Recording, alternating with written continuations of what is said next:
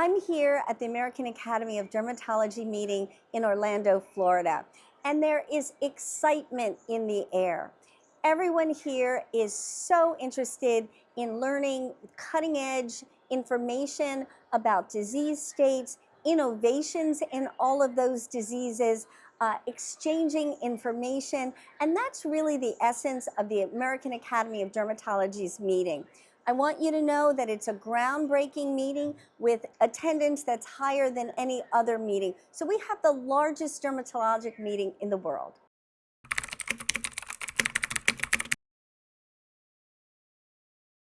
So I'm a professor at the Perelman School of Medicine at the University of Pennsylvania.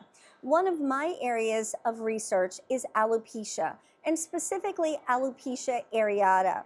We look at new and cutting-edge JAK inhibitors for the treatment of alopecia areata. We look at the safety as well as the efficacy. And it's such an exciting time because many patients who were profoundly affected by this devastating type of hair loss now have a treatment option where they can regrow hair.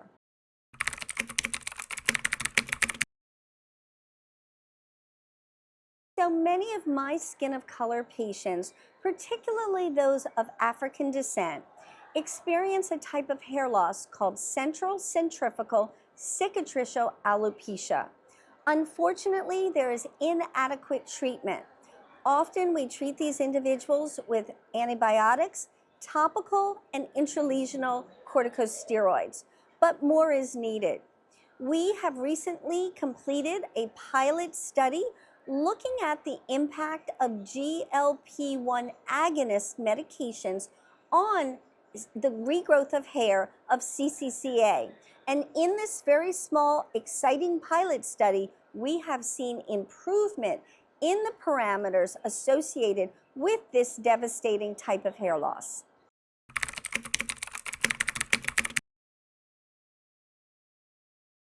The American Academy of Dermatology views our relationship with Chinese dermatologists as a very important relationship, particularly as it relates to the exchange of scientific information and educational information. I am delighted to report that during my presidency, in just a few months, I will have the pleasure of joining Dr. Dirk Elston, who's the editor of the Journal of the American Academy of Dermatology, and we both are traveling to China. We are going to be in Shanghai as well as Beijing and Nanjing. We're going to meet with dermatologists, Chinese dermatologists, and deliver several lectures. And we feel that this exchange, educational exchange, is vitally important. And we hope to continue this type of relationship long term.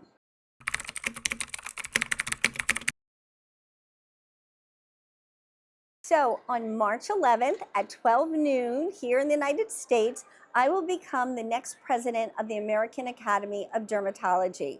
My theme for the year is taking care of dermatologists so that they can take care of their patients. And associated with that is an emphasis on education, because the Academy is the #1 organization that educates dermatologists. So in addition to our annual meeting, our Innovation Academy, we have a myriad web-based learning modules. Also, advocacy in Washington, D.C. to fight for our dermatologists so that they can have adequate reimbursement. Finally, leadership is critically important. So we have multiple programs to teach our dermatologists how to become leaders in the field. So those are just 3 of the things I am going to work on and emphasize during my year as president.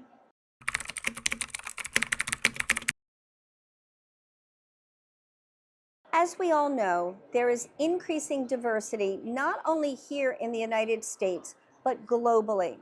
And it's very important to prepare and teach dermatologists to be able to diagnose and treat diseases in this diverse population, as well as to understand cultural differences and how diseases impact quality of life.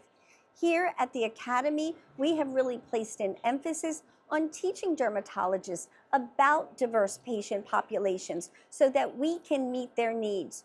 One example I'd like you to know is that the Academy has started a digital image collection, a skin of color image collection, where we have, in just one short month, collected over 700 images of individuals with light, medium, and darker skin tones with a variety of dermatologic disease.